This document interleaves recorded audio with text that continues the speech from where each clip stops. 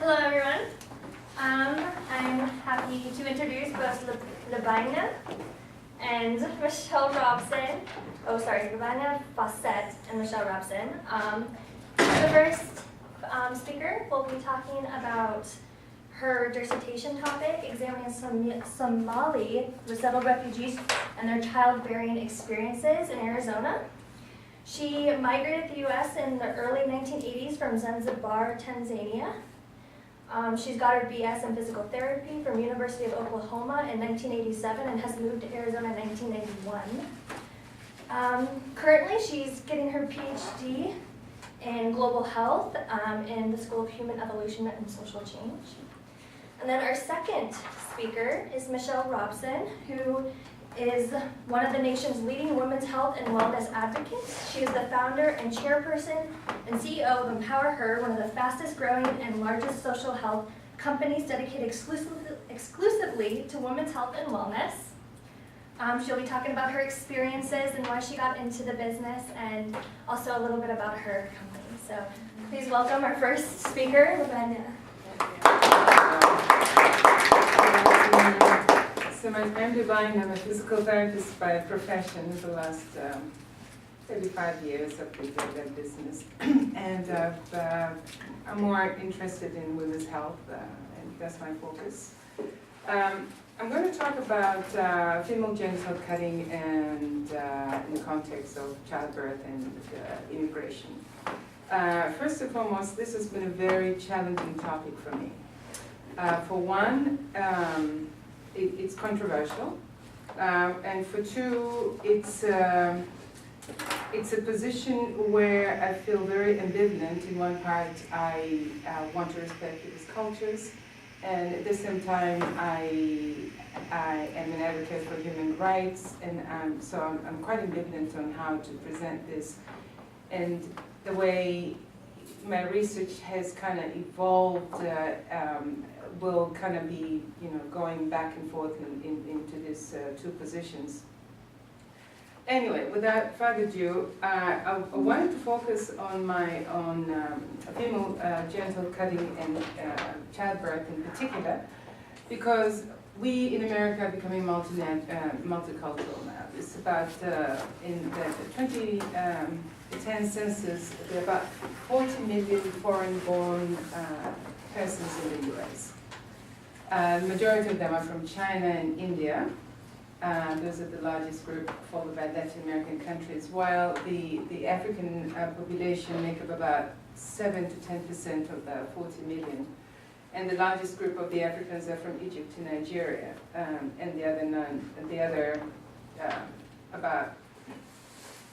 a majority of the other ones are really from resettled refugees as well. They make up the largest population. The thing is that female genital cutting is prevalent in about 28 countries in Africa. So inadvertently, the people either who are migrating here voluntarily or are resettled here the women will have issues of female genital cutting in their histories. The prevalence in these countries of the 55 nations in Africa varies. From countries such as Tanzania, for instance, we only have about 3% of the population that experience female genital cutting. Mostly these are the nomadic tribes, the Maasai, if you've heard of the tribe, I'm sure you've seen. Whereas in other countries, such as Somalia, the prevalence is probably around 98%. So how prevalent the practice is really is very, very, very variable. And now with immigration, increased refugees in the United States, in particular from war-torn countries, women that have had female genital cutting are in about 12 more countries outside where the other countries are. And female genital cutting also is practiced in Asia and some Middle Eastern countries to lesser degree though. So the background of my studies is Somali refugee women in the U.S. experience high childbirth complication compared to native-born women. irrespective of race. They are labeled as difficult patients and are resistant to biomedical interventions. This suggests that there's a cultural conflict between the healthcare providers and the Somali population. So a little bit background on FGC or FGM. The prevalence is about 100 to 140 million girls and women globally. The tradition, it is a tradition, culturally rooted practice. It goes across all religions, Jews, Christians, Muslim, traditional religions. They all have practiced it. Even though in the current media frenzy of Islamophobia, everything is kind of, anything that's attached to Islam is kind of magnified and disproportionately presented. The history of female genital cutting, it goes back as far as the pharaohs, and even beyond. Nobody really has any evidence, but they have noticed that with the pharaohs, there have been some mummies that have been circumcised. Okay, and I'm going back between mutilation, circumcision, and cutting because these are all terms that are associated with this practice. Now, the reason for why people have conducted or have practiced female FGC varies from region to region, from culture to culture, from clan, could be from one country. They have various reasons. The reason varies from rite of passage, you know, from a girl to being a woman, to marriageability, to preservation of virginity in most cultures where that is essential for marriageability, to beauty. You know, some of my women that I've interviewed, they just plainly say that, you know, their vaginas are much more better looking than uncircumcised vaginas. They made a really interesting facial expression. It's this open thing that just doesn't have an end to it. Anyway, but there are various reasons. And there is a minority of women that think that it is religiously prescribed within some Muslims. But this is minority, and this is changing. Even though, by the Islamic religion itself, there is no such a thing that is prescribed. So, I'm a Muslim, I'm not circumcised.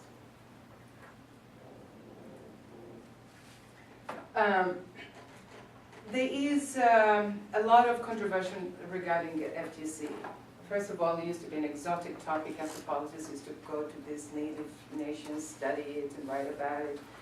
But since immigration has started, the controversial has also been elevated. It's a very emotional topic. You know, every woman, regardless of whether you are for it or against it, you had it, you didn't have it, it does provoke an emotional reaction. It's political. You know, people get asylum because of this. People are, it is a political, contentious issue. It's medical.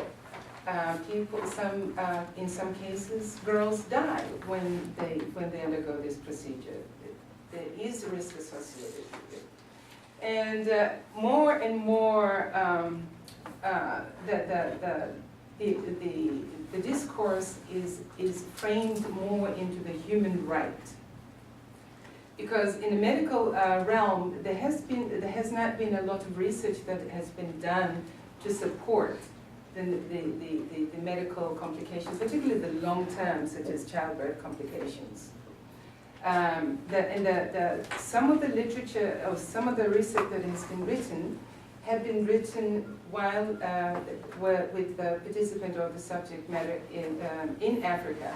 And we know there's so many confronting variables: access to health care, overall health of the mothers before that, multiple reasons. So, and most of those are not considered when they're looking at these outcomes of birth. They're just looking at, you know, is there a complication, you know, two groups, control, versus uncontrolled. The largest group was done by, was sponsored by World Health Organization, was done by for six countries in Western Africa. And overall, they did find that the type of circumcision that associated with complication is type 3. The type 3, we should go back a little bit, there are 4 types. Type 1, according to World Health Organization, is that when they just cut the hood of the clitoris, or sometimes just the tip of the clitoris. Type 2 is cutting some part of the clitoris. Now, how do one distinguish between type 1 and type 2 is really very interesting, and nobody really can say for sure this is a type 1 versus type 2. We know type 3 is also known as pharaonic, or because of the pharaoh's historical background, and it's also called the infibulation. This is the most severe form of all the FGC. This is where sometimes the clitoris is removed, partial or all, but what is more severe about it is that the labia, the majora, the outer lips of the vagina are actually approximated and sutured together, and only a small opening is left for menses and the urine flow. And this is the one that has been associated with complication, because unless people know what to do, how to open the infibulated labia, they can have a problem. A hemorrhage, tears, really awful tears can result in it. Okay?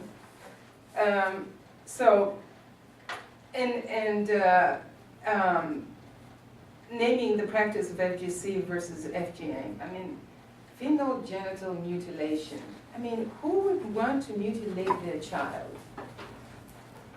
This is one of the issues that really has been is a very sensitive tone in the African women overall, because it's, going back to colonial times, it's always the white man that comes and rescues the black people.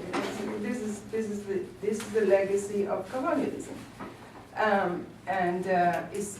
this is the way it is. And the female genital mutilation was a term that was coined by Fran Hoskin. She is a radical feminist, and the women in Uganda, there was a conference of African women in Uganda probably like 10 years ago that really resented the term FGM and said, call it any other thing. You can say it in more descriptive ways, female genital cutting, but mutilation, we love our children just like you do.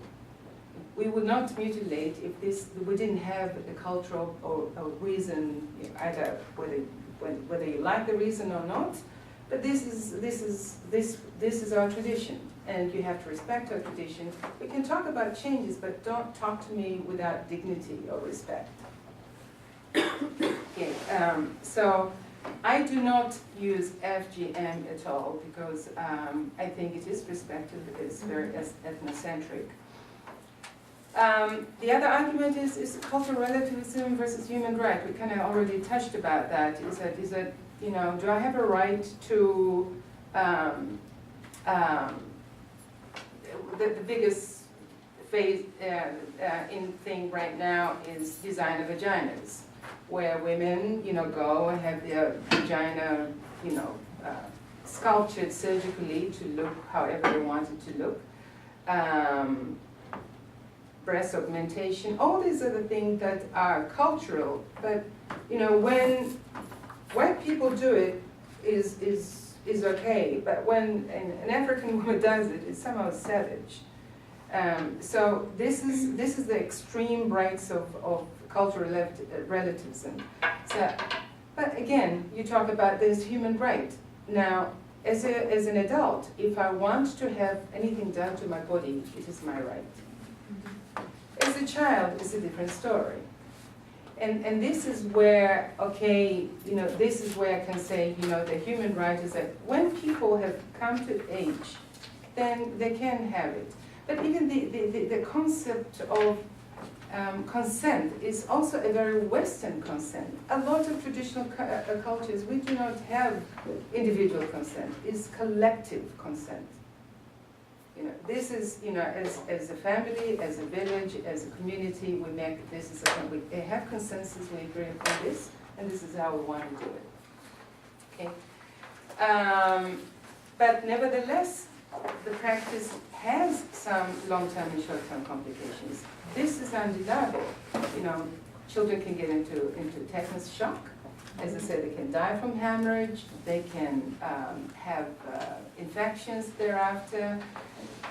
They can have really, really complications, long-term consequences. Their cysts that can form because of the closure. And this, again, we're talking primarily with type 3, with the long-term complications, where there's a cyst formation that can be very painful. Of course, sexual intercourse becomes excessively painful. You can imagine some of the opening with these women is like, you know, less than a pencil, you know, so sexual intercourse is very painful. Some cultures, they open it before the night of the wedding. Some cultures, they do not. So it varies. Again, and you can talk about the same, even taking just Somalia in itself, and within Somalia, different clans and ethnic groups have different ways of handling it. But as I say, there is there is a medical consequences on that. Now,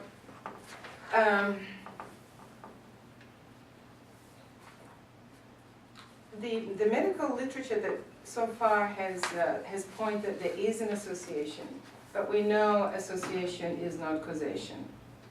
But nevertheless, there is a link there that needs to be further researched into.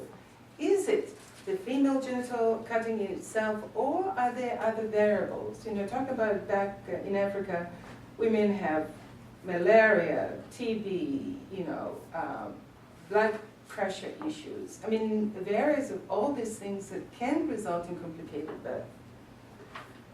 And those need to be addressed equally as their bodies. So the women health activists have fought to get women to be more in control of medical decision and action affecting their bodies. Another thing is that they've been fighting to demedicalize life events like menopause. You know, just because you're going through menopause, you don't have to take hormone replacement therapy. Menses are also medicalized, you know. I mean, you name it when it comes to human, and childbirth is like, okay, you know, this is definitely a disease that needs to be controlled.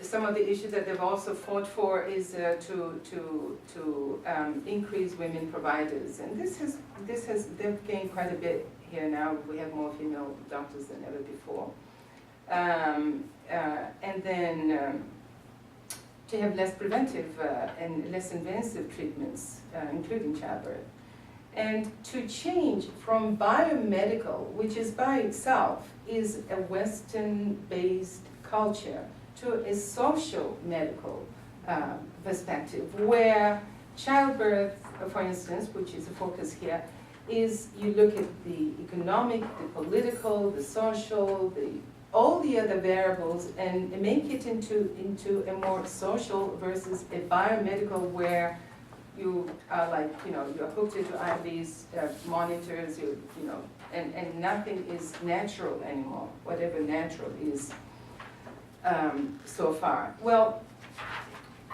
the women health activists have made some changes, but not enough. The medicalization has not been less, but has increased, in particular in the area, again, related to appearance, women's bodies' appearance in reproductive health. So, medicalization of women's body. What is medicalization? Is to make everyday events into medical issues, you know. Childbirth is not a disease, it's just a normal event. The World Health Organization has set a 10 to 15% rate of C-section to be what most countries should have to minimize the adverse effects of childbirth. Because the majority of women can have children without any problems, but 10 to 15% will encounter some problems.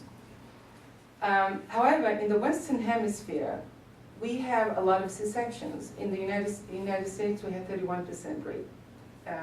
I think Brazil has the highest. And the other European countries have much less, significantly less than 31. I don't remember it very well. We feel that we have to control, birth pain, hook people onto fetal monitors. And even fetal monitors are questioned about the validity. Are they really saying, if a mother is anxious, would the fetal monitor also not show the anxiety of the mother? Yes, it does. Ultrasounds, we do things without even knowing. The other day they were talking about increased rate of autism. This is off the track here. And they're looking at many, many things. And one of the things that they're going to be looking into, and they should be looking into, is the effect of ultrasound on fetuses as they develop in vitro. Pushing hospital deliveries versus home deliveries. Taking jobs away from traditional, which are midwives managed, to physicians. And again, when you talk about midwives, they're women.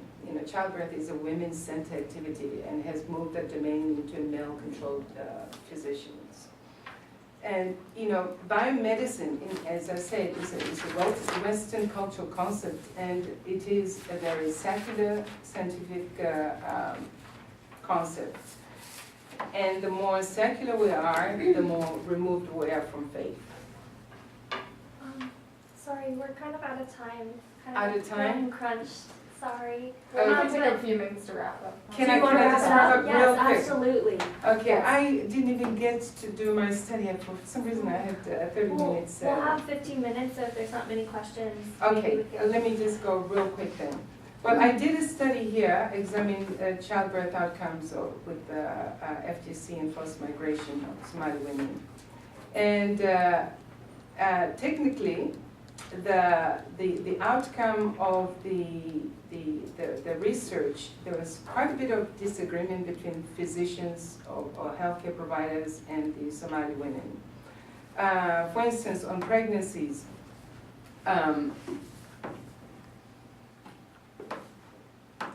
a lot of women, they do not agree that they should have ultrasound, where the physicians say they should agree that ultrasound is necessary.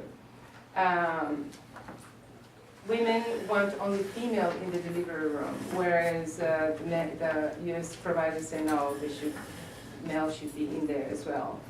They disagree on induction, and they disagree on epidural procedures. These women, this is when they're labeled quote-unquote resistant, because they do not want interventions. They want to have their natural way of delivery. When it comes to female genital cutting and childbirth risk, there's strongly disagreement. The women say there is no association. We've had children all our lives back home, and our grandmothers and so on and so forth. We have no problem. Another thing that in the literature say that it prolonged labor. They couldn't agree on that. Most of the physicians, 50-50 of the physicians think it was, and 50 of them say nah. But some women disagree. Complications, again, physicians say that there are complications, and women, the Somali women disagree on that. So what they're doing, the women are resisting biomedicine by delaying going to the hospital, because they feel that by going to the hospital early, they have a risk of being induced and also C-sections. And also they believe that by having epidural shots, it makes them not have control of their body. And their faith say that, when childbirth is part and parcel of the process, and it's a blessing in a sense. They also feel that US providers say that they're victims of culture, and the Somali women, they say they're not victims of cultures. So in conclusion, the consensus among Somali women is that they do not want just technological specialized intervention solely determined by the biomedical gaze on the cultured altered anatomy. Somali women want to have unique voices heard, and they need to have to negotiate control over their bodies while protecting the childbearing knowledge, rights, and faith. Thank you so much. At the end. Oh, sorry. So Michelle Robson? Be quick. Are you? I'm Michelle King Robson. I founded a women's health website called EmpowerHER.com. Almost 5 years ago I started the company, but we launched the site about 3.5 years. So I'm going to give you I'm going to tell you my story of why I started the company, and then we'll talk about some of the women's health issues that I see that we face as women, not just in our own country, but around the world. So I got sick, and I couldn't get well. And I had all the resources to go where I wanted to go. And at 42 years old, I was given a complete hysterectomy, which means that my uterus was removed and so were my ovaries, right? And I was sick before that, so they thought, okay, let's see, if we give you a complete hysterectomy, maybe you'll feel better. And I'd been in and out of the hospital 9 different times, so I thought, okay, do whatever you need to. If you need to cut off my right arm and it's going to make me feel better, go ahead and do it. I'm not advocating for myself as I do today, but I had this hysterectomy and no one told me what was going to happen to me afterwards. And what happened to me after this was that I completely tanked. So I had no brain function left, my short-term memory was gone. So if I went to a movie an hour after the movie, I wouldn't remember the ending of the movie. I had severe joint pain all over my body. I gained weight every day. I'd go into my closet, I'd put on a pair of pants, and then I'd throw those jeans off and put on another pair. And I wasn't eating anything differently. I was doing all the things that I'd done before. It's just I had no control. I developed so many symptoms because when a woman has a complete hysterectomy and has her ovaries removed, her hormones go from here to here. So you go from having hormones to having no hormones.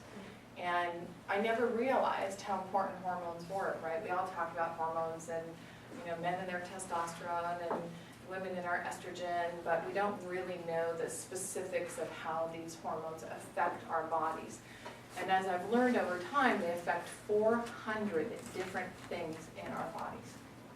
So when you think about the fact that, and I will say that, and I will make this statement only because you're here, that it's, what they did to me was like male castration. And there are 650,000 women in the U.S. who have unnecessary hysterectomies every single year. That's a huge number. And if you look at other countries, statistically, they're not even in the same ballpark as we are. I mean, not even remotely close. In the UK, for example, there's 5,000 total, right? That doesn't include having their ovaries removed, so it gives you an idea. But it started me down this path of, number one, 9 doctors across the country. Nobody could help me. And they looked at me and said, well, you look great. So, you must feel okay. So, you tend to think as a woman, we always think, oh, it must be in my head, it must be me, I'm the only one. And we silently suffer. And I knew, I went back to my physician here, and I said, look, there's something seriously wrong with me. And the reality for me was, the worst part was that I became severely depressed. And that happens too, because when the thyroid isn't functioning properly, when the hormones are not balanced properly, then it automatically causes depression. And I think that's one thing that you really need to remember as young women, how critical this is. Because even taking birth control can cause your hormones to be different. And young women complain about gaining weight and not feeling well. There's a reason why you are doing the things that are happening to you, there's a reason behind it, and you have to pay very close attention to that. That's if you walk away from nothing else today, remember what I said about this. So in my case, I said to my primary care physician, look, I don't know what to do anymore, but I don't want to live. I know that. And I was silently suffering, which so many women do. And life just wasn't worth living, and I figured out some really incredible ways to take my life every single day. And I was married and had, 7 kids, 14 grandkids, a big family. And I thought, I don't want this to affect my family. I'll do it so that it doesn't affect my family. In the end, he said to me, thank goodness he said this, even though everybody's going to go, he said that to you? He said, I don't know how to help you, but I know there's something wrong with you because I've known you long enough to know that you wouldn't be in my office repeatedly if there wasn't a problem. And so he said, but I know you're smart enough and you're going to figure it out. And when you do figure it out, I want you to come back and share it with me, because I'm going to share it with all of my female patients. And this is a very big hospital facility here that is well respected around the world. And with that, there were a couple of tears, but really there was a huge sigh of relief. And so I said, well, what do I do now? Well, the first thing I did was I went and I bought every book on the subject. Everything I could possibly find on hormones. There were 30 books, and I had them piled sky high. Not that I had any brain function to read them, by the way, because I didn't, but I knew that I needed to start doing the research myself. And a girlfriend of mine had sent me a book called Screaming to be Heard. Remember this book, because this is going to be your Bible at some point. Even now, with where you are today, this book will help you navigate with your health and wellness, specific to you as a woman. And the doctor happened to be in Tucson, Arizona, so it was the last book I read because it was this thick and it looked really clinical and didn't have a pretty picture on the cover of it, right? Like, I read Suzanne Summers' book, The Sex Years. That looked pretty good because she looked pretty good after going through her thing. But I read this, I read Screaming to be Heard, which was me doing it silently. But I read it, and the first chapter, I said, oh my gosh, this is the doctor for me. Because I'd read so many other books that were so conflicted, to your point around women's health. There was such a lack of information, such a lack of resources. Do this, don't do that. Take this, you'll get cancer. Don't take this, you won't get. I was so confused. If I wasn't confused enough before, I was really confused after all this, until I got to that book. And then it started to make sense. The way she talked about it, and she took women like me, and all I had to do was take their name out of the book and put my name in the book, and that was me. And that's what I went, this is a ta-da moment. Ta-da, I found it. I found the right doctor. She's in Tucson, Arizona, of all places, and I've been across the country. I even figured out how to meet Suzanne Summers to get her doctors. And I didn't like her doctor very much either, the one I went to. Because most of the time you're over-medicated, which is a big problem for women. And there's such a lack of information around women's health and wellness that, there are 37% of clinical trials are done on women. That's it today. The only reason that 37% of the clinical trials are done on women, and by the way, we don't look like men, no offense. We don't look like men. Internally, we do not function like men. We're not molecularly structured like a man. So what in the world makes somebody think that we can take a medication that's actually given to men? It's craziness. And this is the fight that I fight every single day with the FDA. And believe me, I've fought a few fights with them already. But long story short is, I went to see this amazing doctor and I got well. And I got well within very few short days. Like within 4 days, I started to feel well. Here I'd been suffering. Everybody's over-medicating me. When I went down there, by the way, I was on 9 medications, 9, which is normal of what she sees. And, sleep was gone, so give me a sleep medication. Oh, you need to go see a psychiatrist because we know that there's something wrong with you, something wrong with that brain of yours. I didn't need any of that. I just need somebody to balance my hormones so that I could get back to living my life the way that my life was supposed to be lived. And she did that, and that led me to, number one, what I discovered was that there was such a lack of information. And number two is, if this was happening to me, and I had the resources to go wherever I wanted, what was happening to every other woman around the world? Was she like me? Was she so desperate? Yeah. And I said, I'm going to do something about it. Now, mind you, I didn't go to college. I should have, but I didn't. So you all are doing a great thing. Stay in school. I didn't have any internet experience, not an ounce, but I had a lot of passion around what I was doing. And I said, I'm going to make a difference. If it's one woman's life that I can change, then that's what I'm going to do. And that's what prompted me to start EmpowerHER.com. The company today has about 2.4 million unique visitors a month, 2.4 million women coming to it per month. Shows you the need, right? I pioneered it. Not such a smart thing to do, but I did. I learned a lot of lessons along the way. I'm happy that I did. We've helped a lot of women. We've saved, improved, and changed a lot of women's lives. But I will tell you this, it's the collectiveness of all of us. It's women taking hold and charge of their own health and wellness, to your point. It's what works for you. It isn't what works for me. I could do one thing and that's going to work for me, and you could do something different, and we're going to have a different result. It's the same with medications. It's the same with everything. Every body's different. Everybody is different. Every woman is different. So when you look at the collective women and health, there's a huge disconnect. There's a fundamental disconnect. In this country, it's very male-dominated. We see with what's happened a few weeks ago on the political side, right? I did a video on it. Oh, I will speak up and speak out anywhere I can, because I think it's important that we control our own bodies. If we can't control our own bodies, then what in the world is going on in our own country, not along the rest of the world?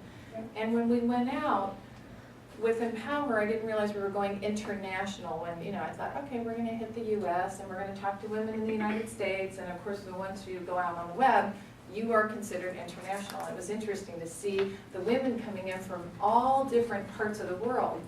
And one of the things that happened to me when I was sick was I would go to the web, and how many of you have searched on the web for health information? I mean, I would imagine that every single one of you has, right? I went on the web and I would post. I posted how depressed I was. I posted that, I was thinking about taking my life, and I never got a response. Never, from anyone. And I thought, wow, who's behind the site? Is anybody really paying attention to what's going on, or do they just want me to serve some more ads up to me? Because that's what it felt like to me. So I made a commitment when we started the company that we were going to make sure that we answered your questions. If you have a question, and I want you all to get your smartphones out and put in EmpowerHER.com and bookmark it so you have it. If you have a question, we will answer that question for you within 24 hours. It's a commitment we made as a company. And I don't care what your question is, but we're going to resource you in our site or outside of our site. It doesn't really matter, because you need that information. It is important for you to be armed and educated around your health and wellness. And it's not easy to navigate the web. It's so fragmented. The information's so fragmented today. So make sure that if you have questions, come to EmpowerHER. I will say the other reason why we created the site was so that you could get good information, good resources that you needed, credible content. So we have our own writers. We do all of our own writing. We have 45 writers on staff. We have about 65 people who actually work in our community. We have moderators, we call them librarians, because they're really librarians, but they'll lead you down, go down aisle 1, go over here, get this book. So we'll lead you to the path where we think you're going to get the most information from. But a couple things you need to know. There's a community that exists with EmpowerHER, which is the largest community on the web in women's health today that EmpowerHER has. I wanted a woman to validate how I was feeling, and I couldn't find one. I would have been 1,000 times better had another woman said to me, I know where you are, I've been there, and this is how I got through it. Here's a book, here's a resource, here's a this, here's a that. I would have been thrilled beyond belief. Today, we have over 300 groups on EmpowerHER. We have women who are sharing their stories. They share their resources, they share their information, and this is the beauty of women. The one thing I knew when I started the company is we love to share, right? You go to the grocery store and you see somebody's shoes and go, those are really cute. Pretty soon you know what size she wears, what colors they come in, you know everything about where to get the shoes.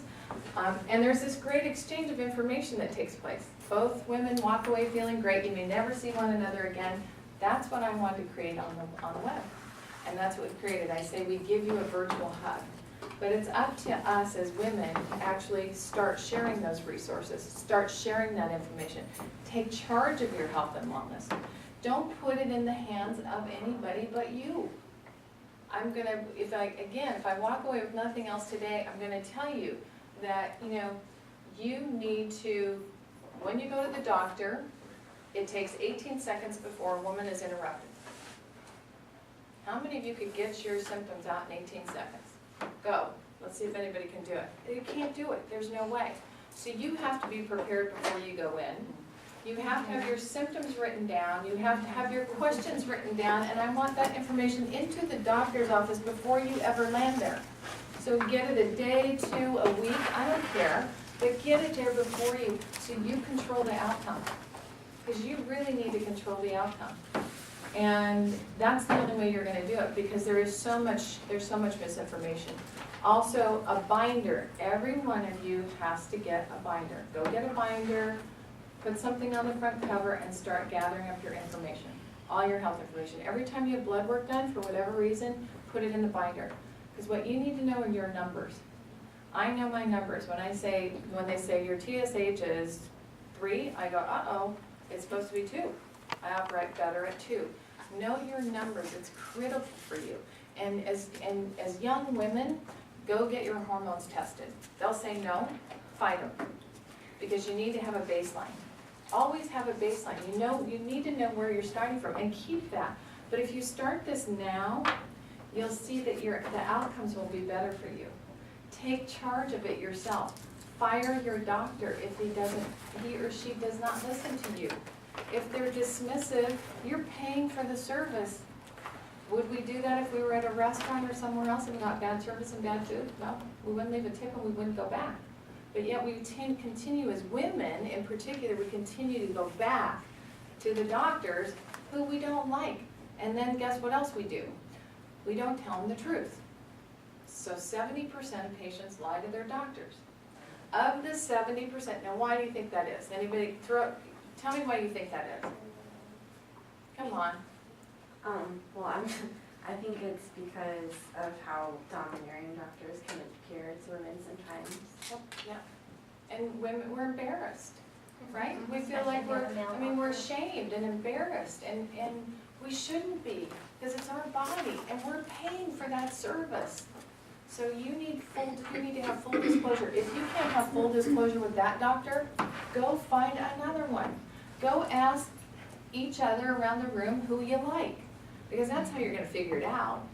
Because the good doctors know the good doctors, and once you have a friend who you trust, who says, oh, I have a great doctor, that's the doctor you want to call on the phone and make an appointment with. And if you have a bad experience with the doctor, don't go back. We think they're going to fire us. I never understood that, but I was one of them, and I call it the white coat syndrome, right? The minute I see the white coat, my antenna's down, and I'm like, okay, not anymore. If you ever need help, call me, because I'll navigate you through the system, because that's what I do half of my time, the other half of my time running the company. But 9 out of 10 of our women on EmpowerHER want to talk to another woman. They trust another woman that they've never met versus trusting a doctor. That's significant. I mean, that's a poll that we did on our own site. I'm trying to just see if there's anything else that I've missed that I think is really important to it. 3.4 women are going to the doctor 3.4 times more than a man is. And I can draw my own conclusion as to why I think that is, but I think it is because there is such a lack of information again around women's health and wellness. I mean, there just is. So if something isn't working for you, it's not working for you. There's a reason why, and you need to get to the bottom of it. And always think back, track back to what you're doing. Are you eating differently? Are you taking supplements? Are you taking a medication? Is it a new medication? Is it whatever it is, if you think there's something wrong with you, if you're not feeling well, it's because you're not feeling well. And don't let anybody tell you that you aren't, that's not what's happening to you. Because that's what we see most today. And you need to know your options and choices, right? You have to have options and choices, and there are plenty of them. And on our side, I will say that we offer up, we have all doulas, we own alldoulas.com, which doulas help you through after you're home with your babies. A lot of women suffer from postpartum depression, and they need that aftercare, and they just need help with their children. We believe in the non-traditional treatments as well as the traditional treatments. It really is going to be up to you at the end of the day. For me, I take an FDA-approved patch, so I take a pharmaceutical, and I take a compounded cream that I get from a compounded pharmacy because the FDA does not believe that women need testosterone. So they will not approve testosterone for women, and women need small doses of it, particularly women who are like I am. So, Amber, you tell me when I'm done, because... Well, we want to wrap up, is that all right? And then we'll have questions afterwards. So, it's really about you taking charge of your own health, as I said earlier, and go with your gut. As women, we've been granted this fabulous gift of intuition. Use it, and help other women. We're all in this collectively together, and we are. And this is one thing we can all agree upon. We may disagree upon a lot of other things, issues, but the one thing that we can agree upon and that we need to make sure happens to us is that we all get the best health care that we can as women, and that we fight for it. Because right now, I'm fighting it every single day.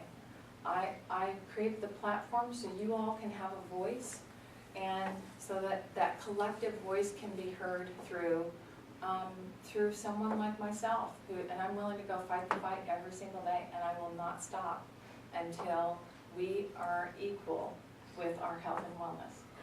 And thank you so much for having me.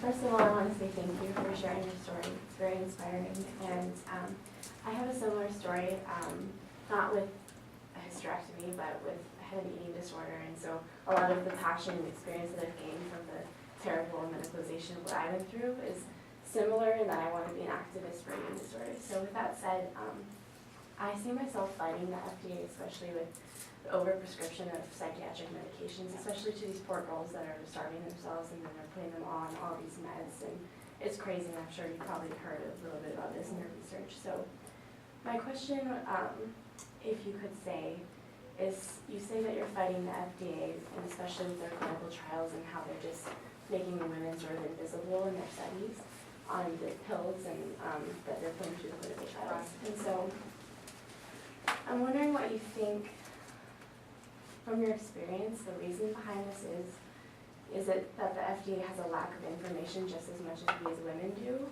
Or is it that, would you say that there's corruption going on behind the FDA as far as sexism and...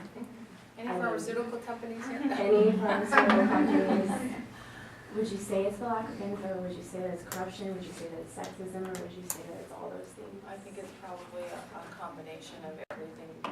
To your point, women tend to be put on medications like what you're talking about, the psychotropic drugs far more than men do. There's, it'll be interesting to do an absolute, complete study on that at some point to see what the numbers look like. But for me, what I see, the last time I went to fight the FDA was, the first time I fought the FDA was over a petition that was delivered by Wyeth Pharmaceuticals. I don't know if you all know Wyeth Pharmaceuticals, but they invented this drug called Premarin and Prempro. And so they wanted to make sure that women didn't get compounded medication because they wanted to protect them from compounders. So women always are all the targets, right? They're the first to be targeted. So I said, oh, no, I just got well and I take a compounded cream. You are not taking away my compounding cream. not in a million years are you going to. So I did an online petition, and it was the second largest petition in the history of the FDA responsiveness-wise. So that goes to show you, and I knew nothing, right? I could barely turn on a computer at that point, but I knew enough to where, we needed to protect our rights as women to be able to get compounded medication, for goodness sakes. I mean, that's just, compounded medication's been around for, since the beginning of time. Anyway, so that, the FDA was supposed to rule on this petition by the next October. They never ruled on it. To this day, 5 years later, they've never ruled on it. Because they know, because they had so much response, they're like, uh-oh, all these women who are responding, they are gonna come after us. Yeah, you're right, we are. We are gonna come after you. And I think it's been a man's world. We've been in a man's world. When 8 men sit in a room and talk about birth control, really, today? You don't get to do that. You can do it, but I'm going to tell you what, we're going to fight you on it. So, my goal there is to get a petition started. I would love to go, and we've talked about this in the company, I would love to go on the doorsteps with 1 million women's signatures saying, this isn't acceptable. Because I had a choice when I started the company. Is it women that in mass quantity that's going to make a difference, or is it dollars? It's the power of women collectively. No, it's the power of women collectively. And then the pharma has a whole lot to do with this, which is a whole other topic. But you look like you're doing really well. I'll have to talk to you after. Yes, and we'd love to have, you can share your story. This is the beauty of EmpowerHER. You will make a difference by coming on a site like EmpowerHER, where we have bloggers and others, where you can share your story, and you'll help women that you won't even know you're going to help, because the reach is so great. And that's really, and it's very cathartic. It's been very cathartic for me.